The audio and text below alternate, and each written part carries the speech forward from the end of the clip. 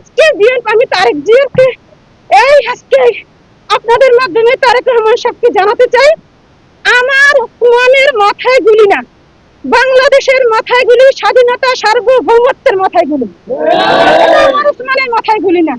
এবং আজকে আপনার দলের লোকেরা যারা ওসমান মির্জা ফখরুল সাহেব আমার ওসমানের নামই জানে না, সারা বিশ্বে আমার ওসমান হাদির নাম জানে, মির্জা ফখরুল জানে না। তার মানে কি মির্জা ফখরুল যদি বয়সের ভারে আমার ওসমানের নাম না জানে, তাহলে সে কিভাবে এমপি ইলেকশন করবে? তাহলে সে জনতার দায়িত্ব কিভাবে নেবে? এই নমিনেশন থেকে তাকে বাদ দিতে হবে।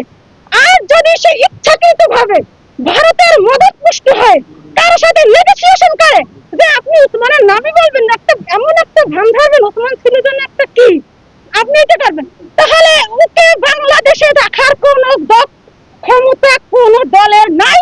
তাকে জনগণ তাকে নামাই দেবে। কোন রাজনীতিবিদ হিসাবে মির্জা ফখরুল থাকতে পারবে না। মনি এসে বলে গিনিপিগ, মনি এত বড় সাহস কোথায় পায় আমার ওসমান হাদিকে গিনিপিগ বলে? এত বড় অধিকার কি বাংলাদেশের আপনি রেখে দিয়েছেন?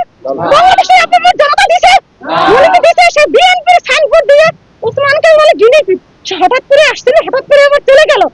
এই সমস্ত কথা যদি তারেক রহমান সাহেবকে উদ্দেশ্য করে বলতে চাই, সে এই মনি এই পাপিয়া সম্বন্ধে, মির্জা ফখরুল সম্বন্ধে কি ব্যবস্থা নিবে?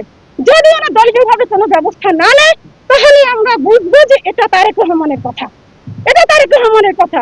আর যদি উনি ব্যবস্থা নেয়, তাহলে বুঝবো যে এটা ওদের কথা। ওরা ভারতের সাথে নেগোসিয়েশন করবে। কথা একটাই, ইনসাফের বাংলাদেশ চাই।